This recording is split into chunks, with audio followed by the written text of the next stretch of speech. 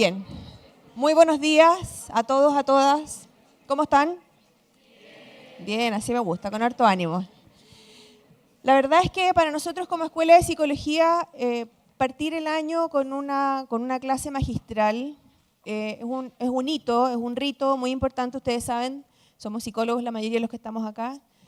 Los ritos, los inicios de algo, finalmente el celebrar, el estar juntos, marca diferencias. Más allá de la relevancia de la temática que vamos a escuchar hoy día, y por eso aprovecho a agradecer a Bruce por estar acá y a Vicente por haber generado también el contacto y la participación de Bruce acá hoy día con nosotros. Algo súper relevante tiene que ver con el encuentro, el poder vernos las caras. Muy poquitas veces durante el año, durante el semestre, juntamos varias generaciones, alumnos de primer ciclo, alumnos de segundo ciclo, hay alumnos aquí de primero, segundo, tercero, cuarto, MPO, MPS, MPC, ahí vienen llegando más alumnos. Por tanto, el espacio de vernos las caras, de encontrarnos, de generar sentido de comunidad, para nosotros como escuela es súper importante. El poder reflexionar, el poder parar y hacer un alto en esta carrera, en este viaje que a veces anda a 1000 por hora. Muchos de nosotros trabajamos en piloto automático todo el rato, y el poder encontrarnos, el poder reflexionar en conjunto, el poder pensar, incluso cuáles son los temas que me mueven, que me movilizan, que me motivan, estimular la curiosidad de nuestros estudiantes, abrir temáticas que a lo mejor no están tan cercanas en la sala de clases en el día a día. Pero abrir la cabeza, tener la apertura para incorporar nuevas ideas, nuevas reflexiones, una conversación de pasillo con un compañero, un café con un profesor, el simplemente encontrarnos y co-construir finalmente lo que es su proceso de formación. Hoy día nosotros como escuela, acá están prácticamente todos sus profesores, hay varios profesores que también están viendo por streaming hoy día esta charla, y por tanto esto nos permite estar alineados en lo que hoy día para nosotros es lo más importante, que es su proceso de formación. Estamos convencidos como escuela que estamos entregándole las mejores herramientas, mirando lo que se está haciendo afuera, en la formación de los psicólogos, en las mejores universidades del mundo, probablemente en nuestro modelo, con artes liberales, donde las neurociencias pasa a tener un rol fundamental, donde hablamos mucho de la psicología basada en evidencia, en datos, ¿sí? La internacionalización, la flexibilidad curricular, finalmente son pilares de la formación que nosotros estamos imprimiéndole a su plan de estudios, pero también co-construyendo con ustedes, escuchándolos a los profesores, la experiencia que tienen con sus redes internacionales. Por tanto, este espacio donde podemos encontrarnos, vernos las caras, generar sentido de pertenencia y de comunidad, Escuela de Psicología UAI para nosotros es súper importante. Probablemente los que trabajamos en temas de salud mental sabemos que uno de los factores protectores de salud mental, o de los más importantes, tiene que ver con generar el sentido de comunidad. Y esto es lo que estamos haciendo aquí. Parando de este piloto automático, deteniendo nuestras agendas, muchos en clases, estábamos en clases, en reuniones, profesores con actividades no solo dentro de la universidad, sino también fuera, pero aquí estamos.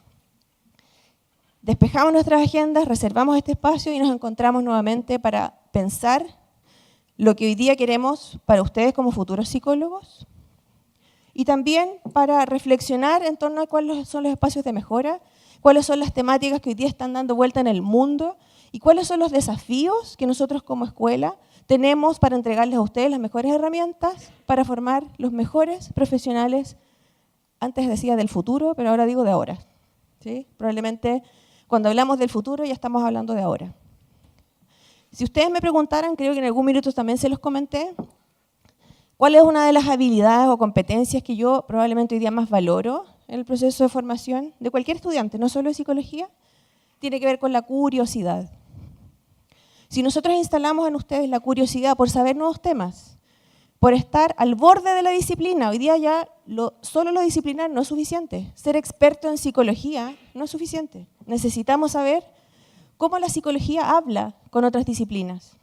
Y por eso este espacio también nos invita a pensar cómo confluyen la neurociencia, la inteligencia artificial, que a lo mejor como psicólogos nos parece tan lejano, ¿sí? La negociación, un tema súper relevante que a lo mejor podría estar vinculado solo a un área de la psicología, Y hoy día empiezan a conversar distintas disciplinas, distintas áreas de la psicología, y nos invita también a reflexionar en torno a lo que necesitan o lo que necesitamos como futuros psicólogos. Ojalá alumnos, estudiantes súper curiosos, que nos desafíen todo el rato, que nos hagan preguntas difíciles, que a lo mejor no somos capaces de responder, pero que permanentemente nos estén desafiando a nosotros como profesores, a aprender más, a tener la apertura, a preguntar a nuestros colegas que a lo mejor son expertos en otros temas, y así poder entregarles a ustedes la mejor formación. Entonces, bienvenidos, bienvenidas a esta instancia. Espero que sea un espacio de reflexión, de curiosidad, de que se les despierten nuevos temas en la cabeza para aprender, para preguntar, para reflexionar. Y espero que nos volvamos a encontrar pronto. Creo que estos espacios presenciales de encuentro son, por lo menos para mí y para muchos de los profesores que estamos acá, son irreemplazables por Zoom o por las cosas online. Así es que muchas gracias por estar acá. Espero que sea una buena instancia para todos.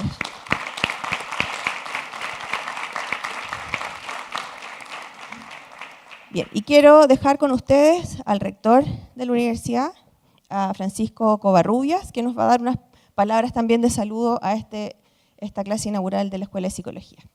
Gracias.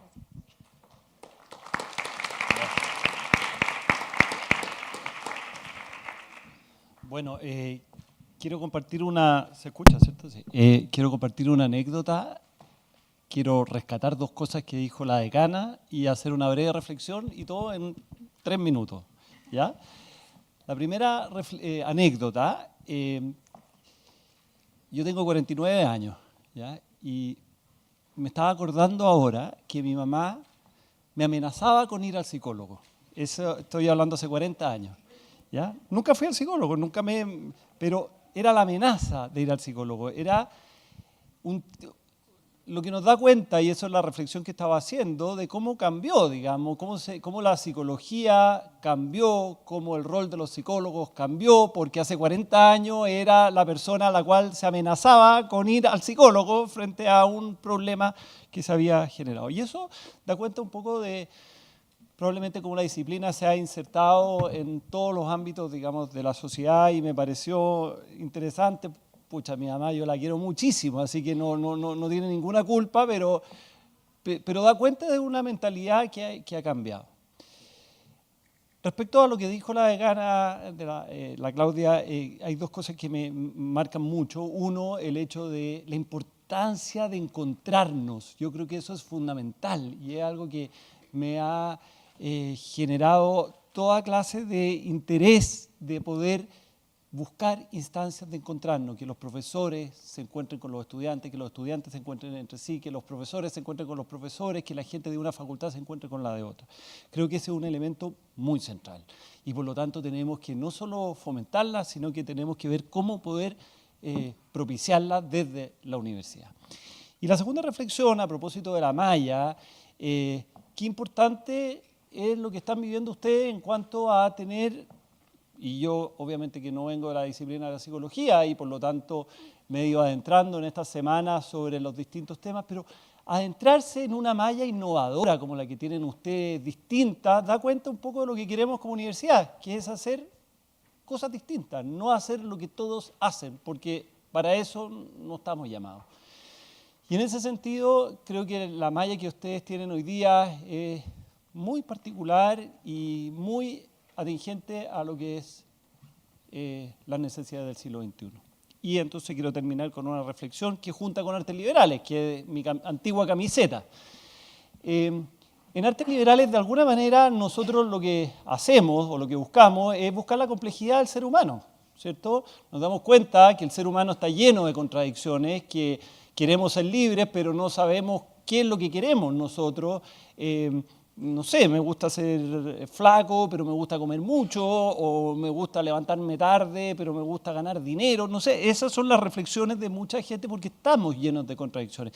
Entonces, frente a eso, creo que el rol de la psicología y el rol de la neurociencia con datos específicos juegan un rol central. Entonces, si ustedes se acuerdan, ¿quiénes están aquí en segundo año? ¿O ya pasaron segundo año? Levanten la mano. ¿Leyeron la Divina Comedia entonces? Ya. En la Divina Comedia hay un personaje que me encanta a mí, que es Filippo Argenti, a lo mejor alguno se acuerda, porque al Dante le generaba lo peor de sí. O sea, veía a Filippo Argenti y como que se encrispaba.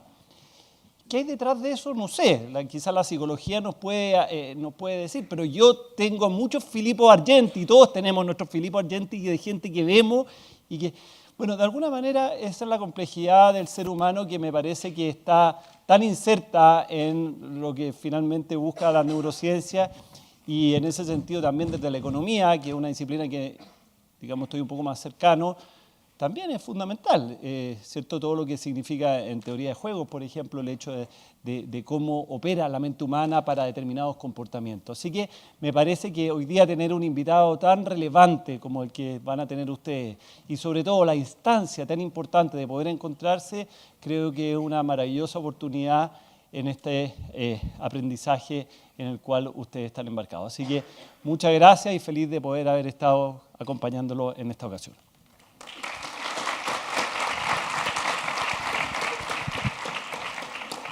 Muchas gracias, rector, por tus palabras. Te excusamos, yo sé que tienes una actividad, así es que, bien. Bien, voy a presentarles entonces a la persona que va a exponer ahora.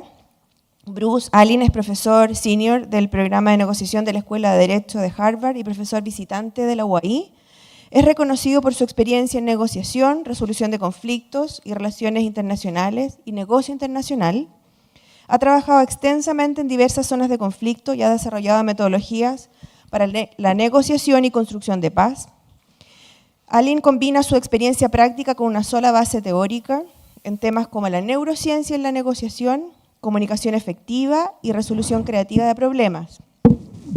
Su enfoque se centra en encontrar soluciones mutuamente beneficiosas y en crear un ambiente propicio para el diálogo constructivo en ambientes políticos y comerciales. En resumen, Bruce Allyn es un referente en el campo de la negociación y resolución de conflictos a nivel internacional. Su trabajo internacional incluye la negociación de conflictos en Chechenia, Rusia, Cuba, Medio Oriente y África, incluyendo negociaciones con Gorbachev, el último presidente de la Unión Soviética, y con Fidel Castro y con el gobierno de Putin. Muchísimas gracias, Bruce, por estar aquí con nosotros.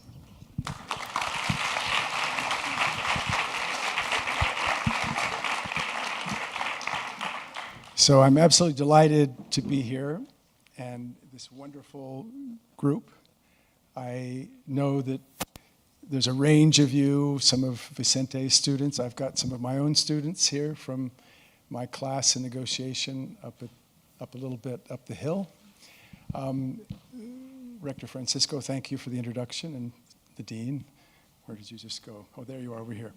So I really love these kinds of sessions. Okay, I want it to be very much a conversation with you. And I like to ask this question. So, are you ready right now to have the greatest moment of your life? Are you ready for that? Are you ready for that? Yeah. Okay, good. All right, good. Okay. Are you ready to have new insight that you've never had before? Okay? All right, good, good. I like that. Okay. Because I can tell you that working with my partner Vicente here, I am at a very creative stage of my career. We are integrating these extraordinary insights from neuroscience into the field of negotiation. And we have real experiments set up to show things at the physical substrate level in the brain that I have been doing for 35 years.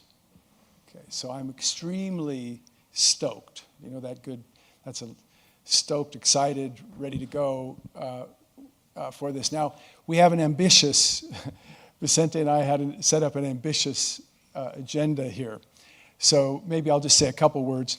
You know, first of all, you guys who are in cognitive neuroscience, you know, your parents may wonder, what are you going to do with that? You know, how does it work in the real world? Well, I can tell you that this is a hot topic in the field of negotiation, really understanding what's going on in your head, right, while you're in stressful negotiations. So you're doing the right thing, okay? You're doing the right thing. And how can we use neuroscience to train negotiators? So right now, Vicente and I and others in the lab, you know, we're using EEG, We're showing how you can shift brain waves. I've had experience and training in my own early career that helped me enormously. So we're looking very practically, how can we train?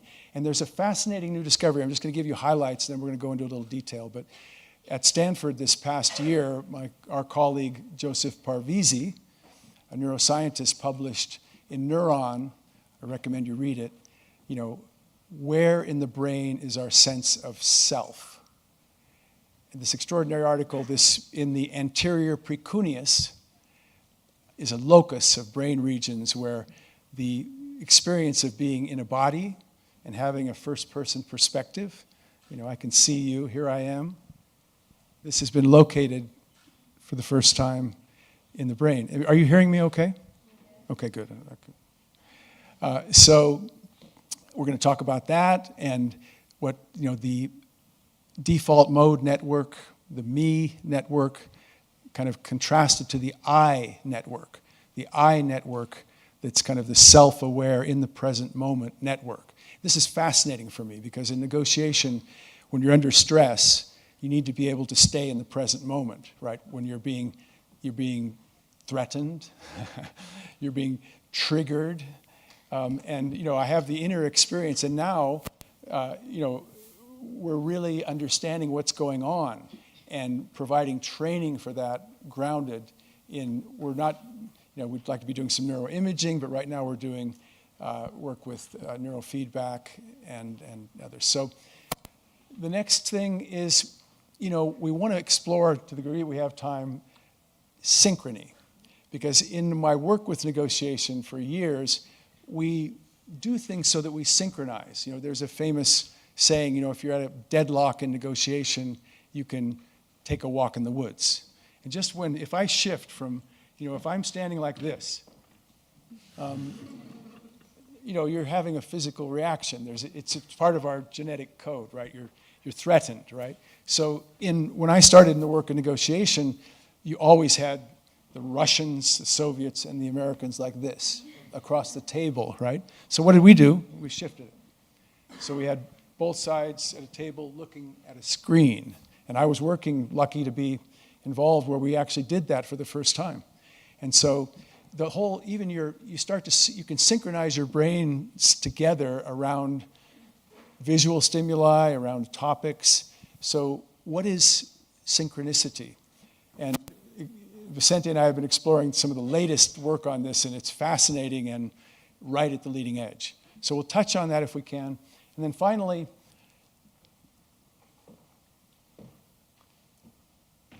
what if you're negotiating with no one? So what if you're negotiating with AI, right? You don't have any facial recognition stuff. You can't read or maybe it's so well programmed that it's giving you all kinds of subconscious signals that you don't understand, right? What's it like to negotiate with AI? We're playing with that. We have AI as agents who help you negotiate. Walmart is using robots, chatbots, to do all their supplier negotiations, 100,000 suppliers. They can do, just like the chess, try playing chess with AI. 60,000 moves a second, I think it is, or a minute, I can't remember. Already the best human chess masters are destroyed, right? So imagine negotiating with a chatbot, with the AI that's coming. So these are the topics we want to kind of look at. And Vicente, are you guys doing okay with English? Pretty much? Okay, good. Thank you. I apologize. I speak fluent Russian. I have a couple other languages, but I don't have any Spanish. So I acknowledge that. Now, Vicente, maybe I do a couple opening ones, and then we want to go back and forth. But given that they're laughing at all the jokes in the right places and that they seem to be following along, maybe you can just take it. Okay, we'll go with this. So I like to open with some questions. Okay, so let's see if this thing's working.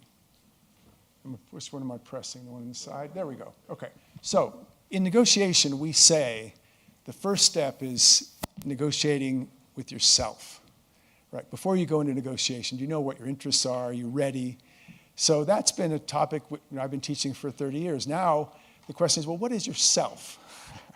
What is yourself, right?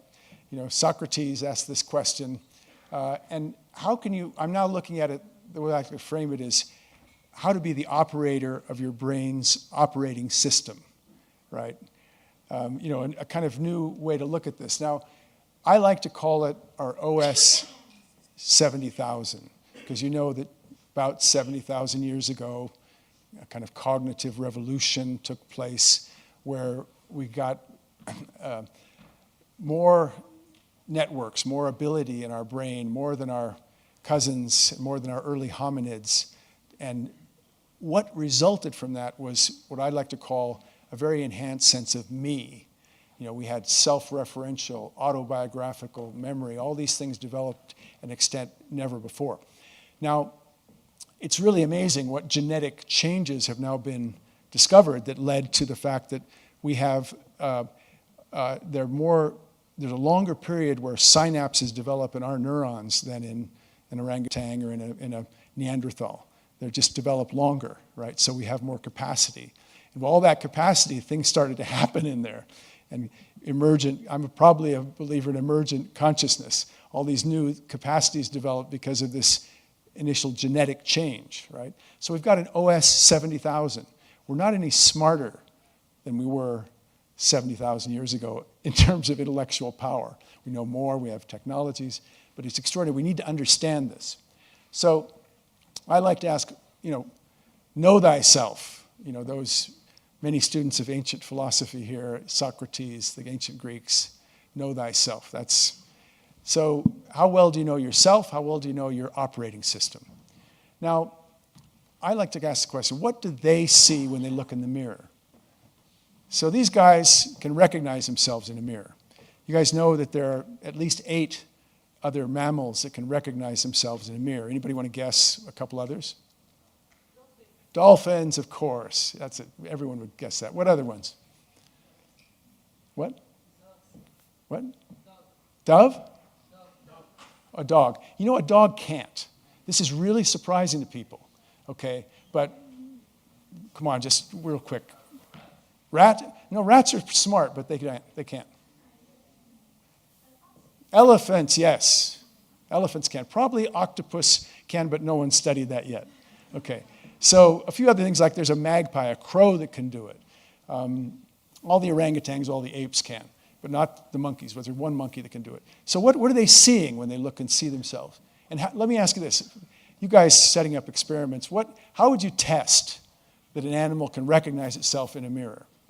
How would you test that?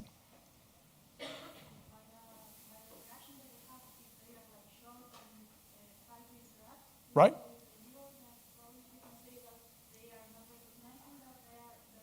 Yeah, and if a dog is barking at the mirror, right? So you're pretty clear they don't get it.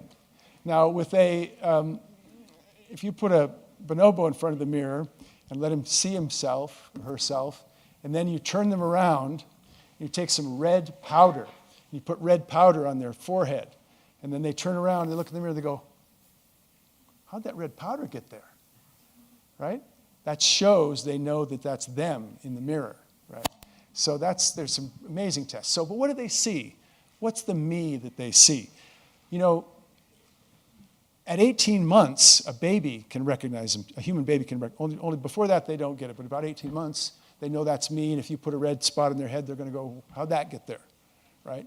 So what happens is for a human, until about age 6, there's a very strong development of autonoetic, of self-knowing consciousness. So that by the time they're already 7 or 8, they're able to be like adults and can have anxiety and get depressed and have self-referential thinking like I'm not good enough, they don't like me, how can I be better, all this stuff, right? A bonobo doesn't have any of that problem, right? They're kind of stuck in the present moment. Human beings can do time travel, right? We can project ourselves, back to the time of the dinosaurs. The ancient yogis said, what is the fastest moving object in the world? Anybody want to guess? Anybody quick, fast moving object in the world? In the universe. Light. Everybody says light, but it's not. What? Either. Your mind, your brain, the fastest moving object in the universe. I can go back to the dinosaurs 65 million years ago. I can go out to a NASA probe that just landed on an asteroid, 7 million miles away from Earth. I can go back and visit a dead relative.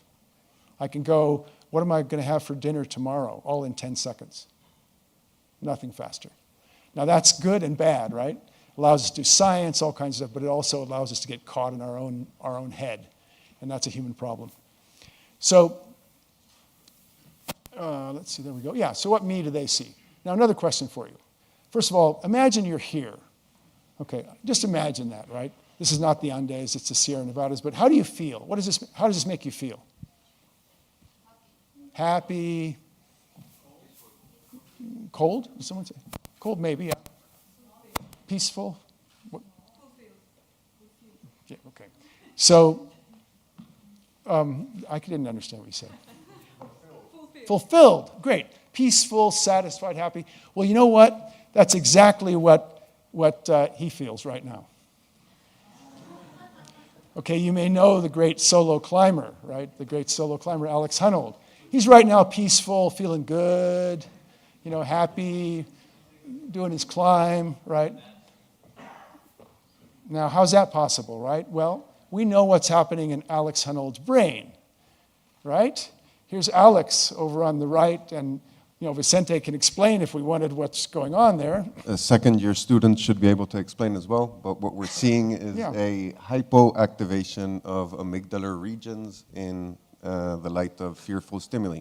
Essentially, when this climber participant sees images of decapitations, people dying, human disfigurement, he has barely any amygdala reaction.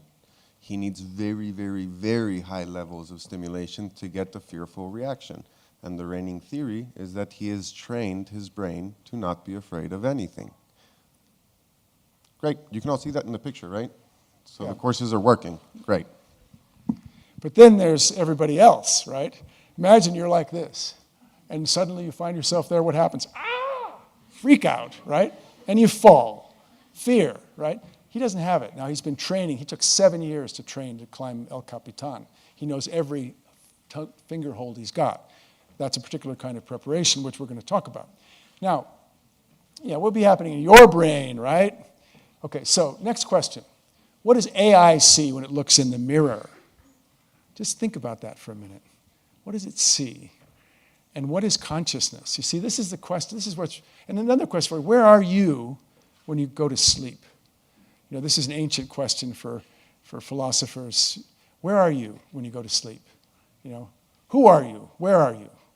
So just those I like to open with this to kind of get what is it? Because what is the self? Who are we negotiating with when we're negotiating with ourself?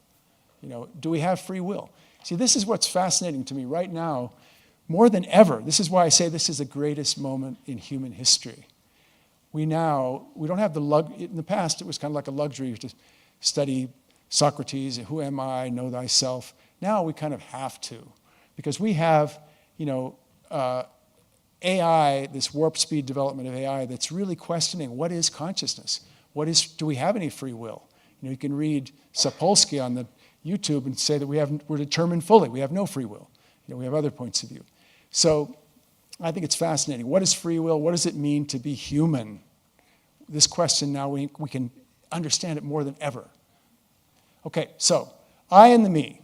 I'm going to go quickly through this. So, I love this St. Francis quote. What you are looking for is who is looking. So think about that. You're looking for something, but what you're looking for is who is looking. It's like a dog chasing the tail, right? How do you see who is looking when you're looking? Right? How do you see yourself? I love this question.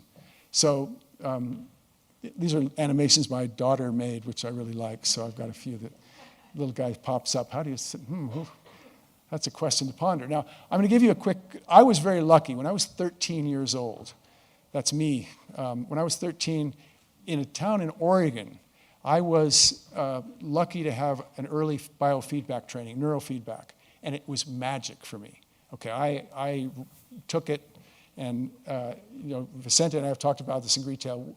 At that point, it was kind of what the first alpha training was. And, it was kind of simplistic and whatever, but they hooked me up to the EEG, and I taught myself to relax and see the shift in brain waves, and then how I can ace my exams at school. I aced every exam at school. If I'm allowed to brag, I took place #1 in the United States when I was 18 years old in the student contest. So I learned a lot from this, and that's empowering us because this really works. I'm a living example of it, okay? The instructor said, you have an amazing brain, and here I was 13. Nobody in my family had been to college. It was kind of like, okay, I believe you. I believe you. I got an amazing brain. Here's examples. Look at the prodigies in the world, right? Mozart's composing things at 5 years old. So somehow it's in there for some people. Maybe they're wired a little differently. You have, this woman can multiply 2 13-digit numbers in her head in less than a minute. Imagine that, right? So all these capacities. And, savants. Daniel Tammet can do, how many digits of pi he can recite? Anybody know the answer to that? Just imagine. So to show what capacities your brain has, if you're a savant, and that's a specially wired brain, right? He had seizures and, has an unusual, but how many digits of pi he said with Oxford experts watching every move? Guess. 1,000. You really think, could you do 1,000? No, never, right? Anybody else want to guess? 22,000. Can you believe that? That's what our brains are capable of, right? 22,000. He said it took him 5 hours. 1.14 5 hours. So it inspires us, right? What do we have? And then there's amazing people like, Alex Hunold and this chess master, jiu-jitsu guy that can, train they can really. So anyway, moving fast. I was taught to dream big. And we want to convey that to you guys as well. Dream big in life, right? Now, I aced my exams. I got into Harvard and every other place. Didn't even know where it was when I was admitted, right? So it worked for me. I also can deal with physical pain. You can drill my teeth with no anesthetic, no Novocaine. You could drill it right now, and I could keep breathing, and no heartbeat wouldn't change, nothing. So that's a skill you can learn. Right? Any one of you can learn. Some of my students have done it. I've gone to the dentist with them here, and they're being drilled with no Novocaine. Sound like fun? And then staying calm in war zones, which I had to do a bit later. So let me how do you feel now? Can we get that to move? Do I have to click it again? No, maybe we have to click it on the computer. Okay. Okay. This is very important. Stay focused. Technical delay. I had this happen to me at Congresso Futuro. I did a talk, and none of my videos worked, and I'm in front of the live streaming to millions. Enjoy. Can you do it louder? Louder?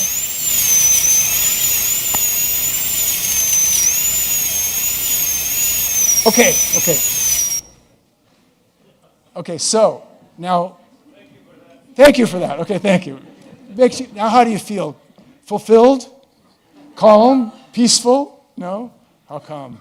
So I can listen to that, and I can listen. It's the same as a telephone ring, right? You don't have to be controlled by these things. And neurofeedback and the things we're doing can liberate you from that. So keep that in mind. So, train your brain. You thank the nerves. The nerves are working, thank you. And the dentist is fixing your tooth. No problem. Anybody have a problem with that? Great. You can be trained for that. Okay, Vicente, I'm going to go fairly quick. I think we'll just stop and start talking. But I was lucky enough to have been a target of the KGB. You guys all know what KGB is. They tried to recruit me, and I went through a series of threats. We're going to hurt your friends. We're going to hurt you. And you're such a talented person. You should just really go along with us, and we'll give you secret documents, and all you have to do is spy on the other Americans. No problem, right? So this is a very popular Harvard Business School case because I was set up in Moscow as a young man, and they used every trick in the book on me, right? So my biofeedback training to be able to stay steady under pressure really worked. You know, seduction. Anybody seen the movie Red Sparrow? They sent a red sparrow after me. I can tell you about that later. You know, and decide now, pressure, decide now. Now you got to choose now. We're going to start tomorrow stuff.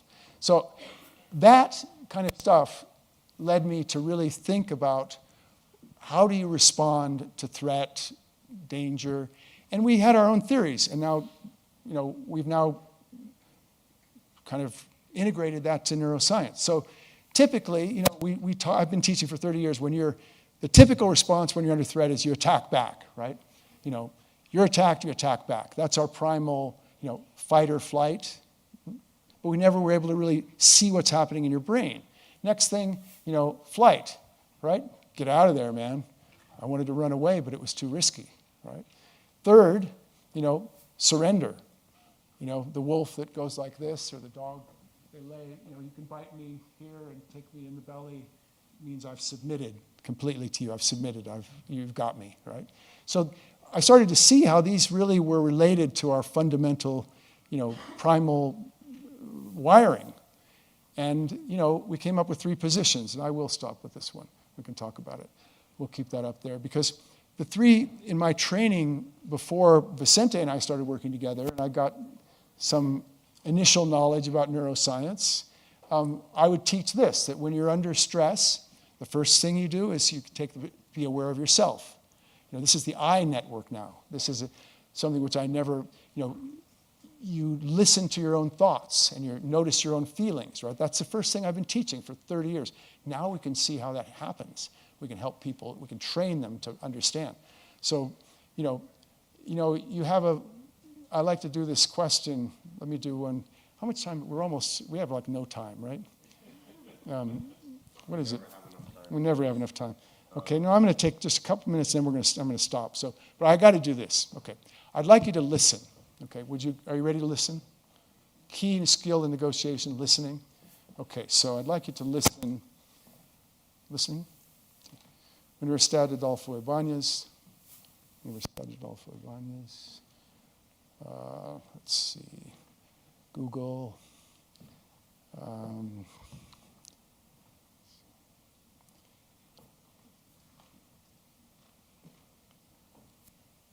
What does that say on your shirt? Okay. Okay, now, did you listen? Okay, what did you hear? What did you hear? Somebody start. What did you hear? Google. You heard that? Okay, you heard me say Google. Okay, that's one. What else? What? Universidad Adolfo Ibáñez. Right, you heard that? Right. Yeah, something else? Good. Okay, what did you hear other than that? Her footsteps? And what did you hear other than that? You all heard a lot that no one said. And you really heard it. You heard it. Tell me more. Tell me, what was your experience? Let me start with that way. That'll get to it. What was your experience watching me?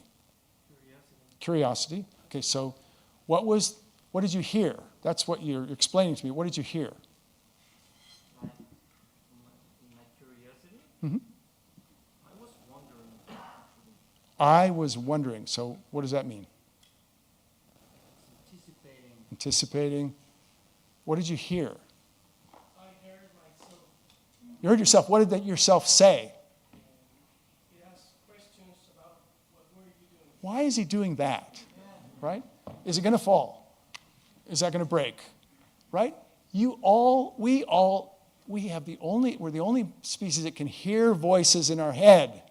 We can hear it, right? It's like there's a voice in your head. And we've got all the new neuroscience about that, where it takes place, you know, in the default mode network. It's going on all the time. You know, I don't know if it's updated, but the last thing I read was psychologists have determined you have 80,000 thoughts a day. Most of them are negative, like I don't look good enough, what are they going to... But you've got this voice going on in your head all the time and almost nobody knows it, right? Can you be honest with yourself? You don't have to raise your hand, but how many of you have never noticed? In my audiences, most people have not even noticed that it's a voice. And now we have all the We have this capacity to hear a voice, like someone's in there talking. And then another one says, nope, that's not right, right? So we have this capacity. In negotiation, it's critical. You've got to learn how to hear those voices and know what are the unheard voices. The ones that immediately, there's a voice in there that says, I don't like that, and immediately your behavior is automatic, right? It's Kahneman system 1 and 2, it's automatic, right? So let's explore these questions.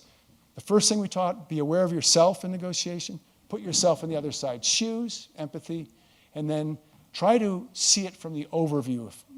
Step back. What would someone who could watch as if we're on a stage think? Those 3 positions I've been teaching for 30 years. Now let's play with this from a neuroscience point of view.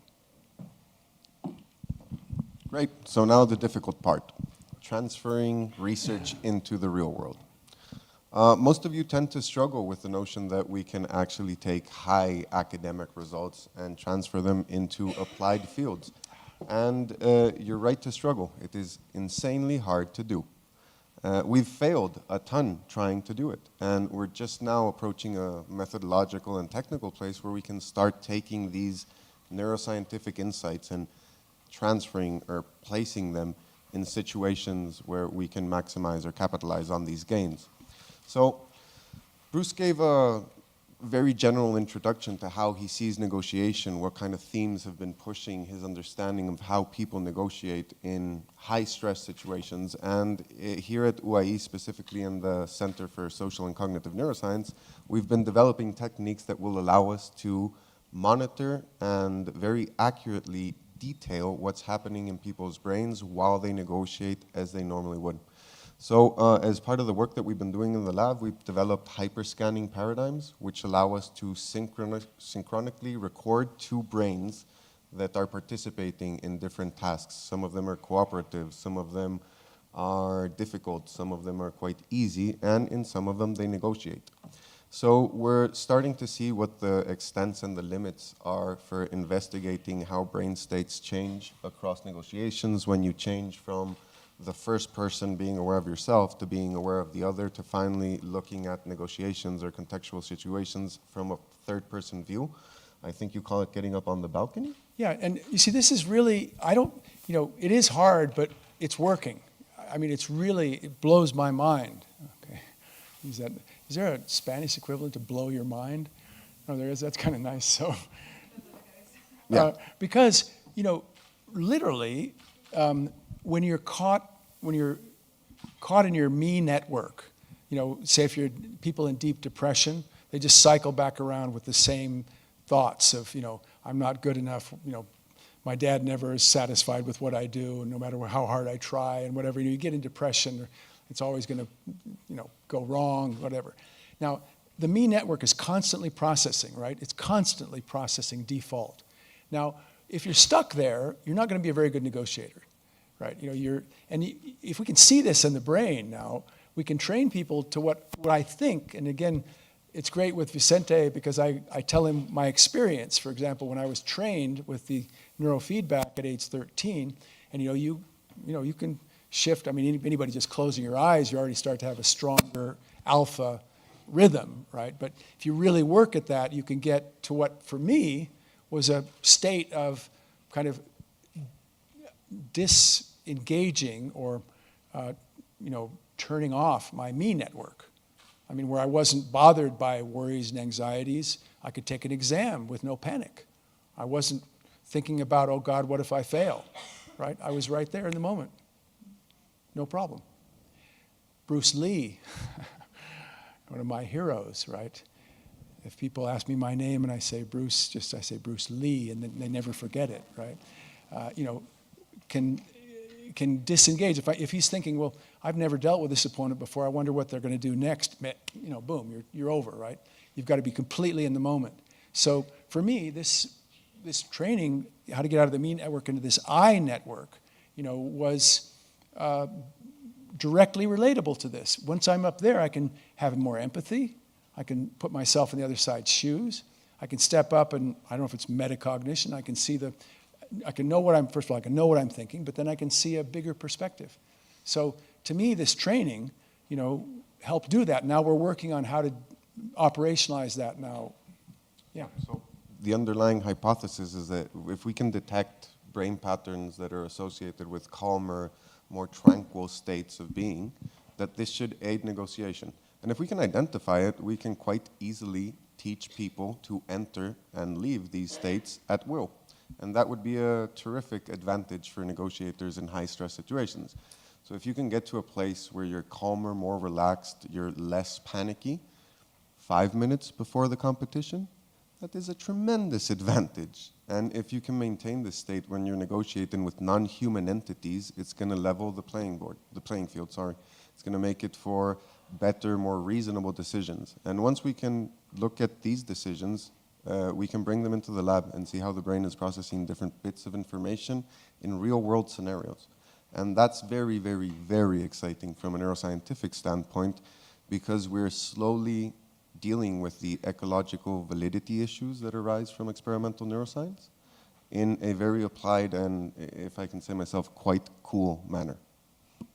Yeah. So some of the questions that come up that are just extraordinary. Let's see, technically we have 6 minutes. So I'm fascinated by this because I had a simple, and I believed it, right? Maybe you can write that on my alpha training, man. I got it and ran with it, right? I'm teaching, my children and everybody else, and meditation and mindfulness are many ways to do this, but neurofeedback I really love, right? So questions I've been asking Vicente. So, if you're in that calm state, there are many non-scientific theories about this. You're accessing the kind of great subconscious and have, I program myself to do my academic work by, I read the stuff and then I kind of had affirmations that, look, I know all this. When I'm taking my exam, it'll be right there, right? This kind of the night before, be in a very calm state. So it's kind of a bit of positive thinking, but it's a technique that really works. Now, so it seems that you access more creativity, more thoughts that you don't have to struggle. It's effortless. It's quite effortless, right? So we're playing with this now because when I'm in my best moments in negotiation, so you get an idea, and where does it come from, right? This is a great question. Where does your creativity come from? Some people like to think it's divine inspiration, and it sounds kind of nice. Other people say, well, your brain is just now rewiring stuff that you never thought of before, and it looks like it's new, but it's really based on all your past experience, and there's never something totally creative. No Kantian noumenal level that comes out of uncaused cause. I was a philosophy student. I loved it. I'm an uncaused cause. I can have my pure will. So when it comes, where does it come from? Because it is effortless when you're in a flow. So this is a question we've been having. What is the flow state? Because when you're in a good negotiation, you get inspired, you're whatever, or a good athlete. There's a wonderful video of Michael Jordan. He just shot 6 3-pointers. He's doing something unbelievable on the court. And so he did one of his 3-pointers, and he's walking back, and he looks to the crowd and goes, I don't know how I did it, right? He's in a flow. Like anybody who's a good athlete or running or whatever, it happens, right? And of course he's trained and it's not just magic. But we've wondered about this because Bruce Lee, if you watch his best, films, he's got 3 guys attacking him and making moves so fast that if we think about normal brain processing, as I understand it, you have the first kind of limbic reaction of sensory perception, and then it takes longer for the system 2, right, to process stuff and think of stuff. There's no time when he does that. In a flow, it's right? So what's going on in the brain? How can that happen, right? These are the questions we're talking about. So I have tangential questions that are of interest to me and I think will aid in negotiation. The first one is, so Bruce has this innate ability. He can downregulate and very easily enter into this calm state. Is that contagious? Will that perpetrate to the other party? If him lowering his emotional reactive state, is that beneficial to the other? Can we track it in EEG? Can we see it in brain-to-brain synchrony? And that's the big question we're looking at now from the brain side. Do people that participate in the same social interaction, will the brains synchronize at some neural oscillatory level? If they do, I have to write a ton of retractions and apologize to a lot of people. There's no hypothetical or theoretical basis for why two individual brains would synchronize. So if they do, that would be amazing. It's been shown that they can synchronize in some conditions, particularly in social interactions, but if we can track the differences between a very tense, high-risk situation, a very calm negotiation, a very calm, normal kind of interaction, the insights that we'd be achieving through this method would be tremendous. And they would be, I think, the most simple way to easily transfer what we do in the lab to real-world applications. So are the brains synchronizing or are people communicating? Because obviously, you know, the question about what if the negotiator is AI and you don't have the feedback, you don't know how.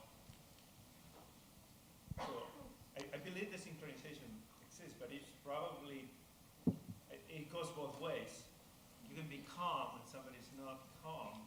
You also synchronize to elevate your stress level, probably. And so I guess the training is not to let that happen, right?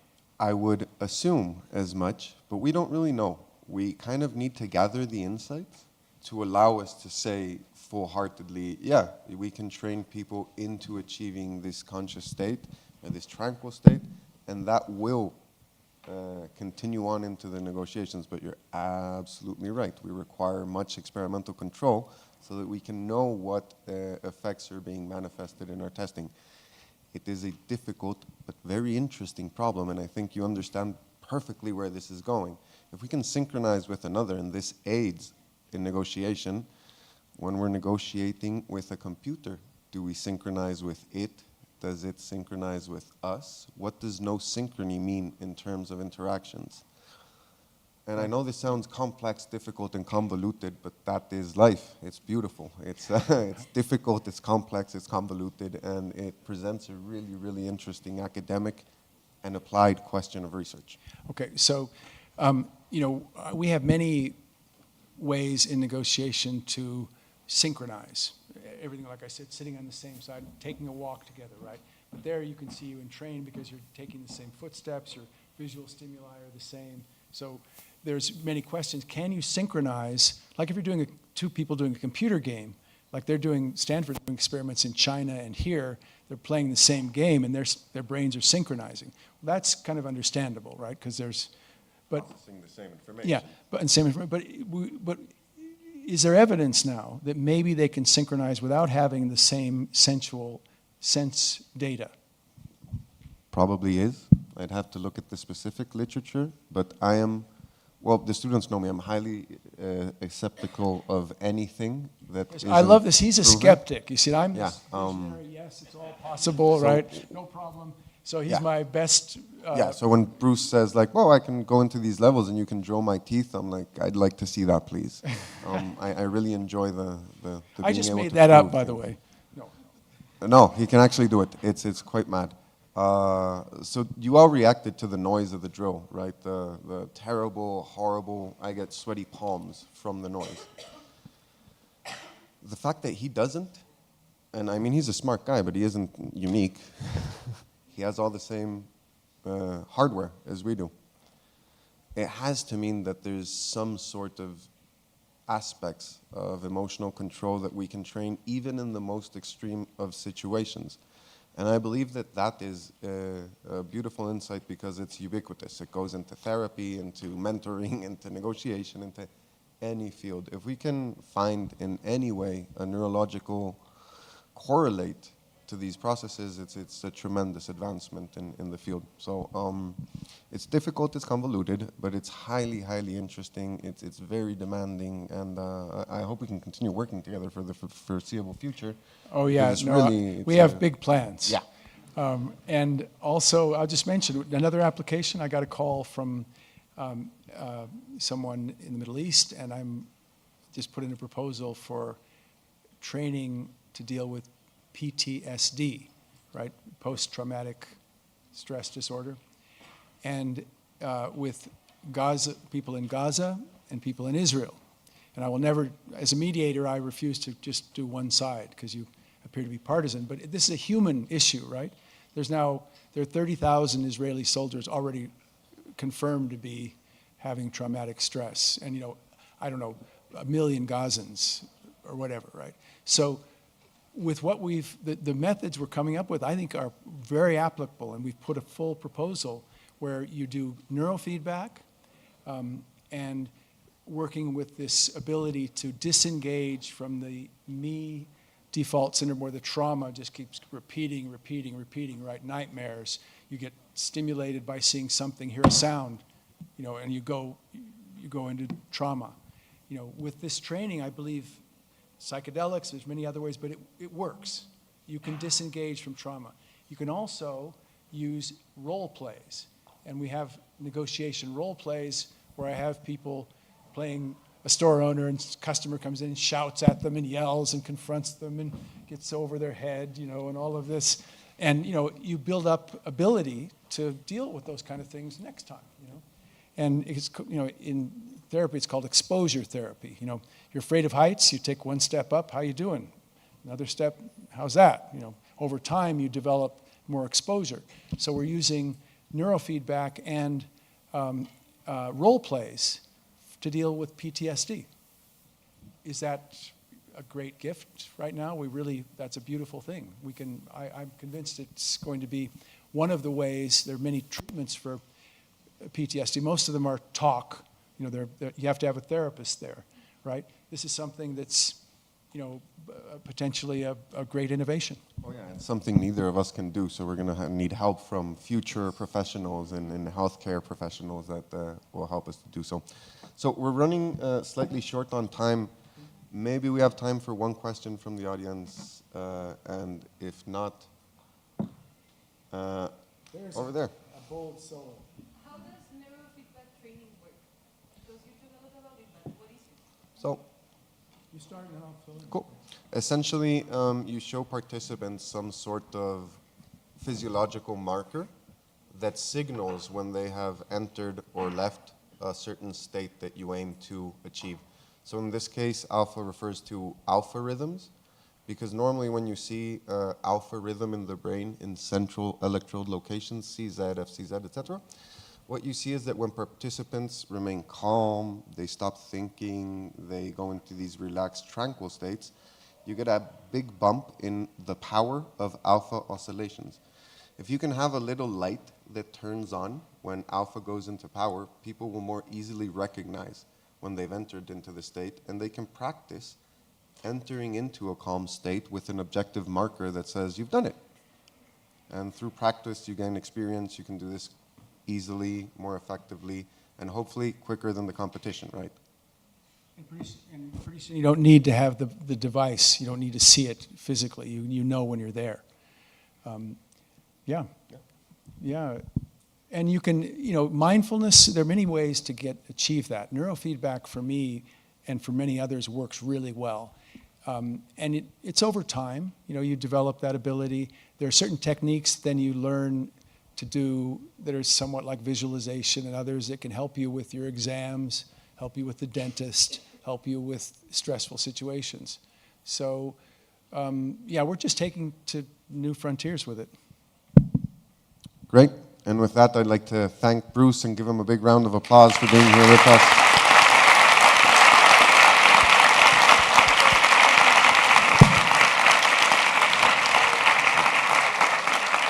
Agradecerles además a todos los profesores, a nuestra decana, a ustedes por haber participado, por la comprensión, las capacidades de lenguaje tan bacanes en todos ustedes. Darles las gracias y cualquier cosa que necesiten, por favor, hablen con nosotros. Estamos dando vuelta en el edificio, toquen puertas y cualquier cosa que quieran. Eso es. 1.000.000 de gracias. Que les vaya bien.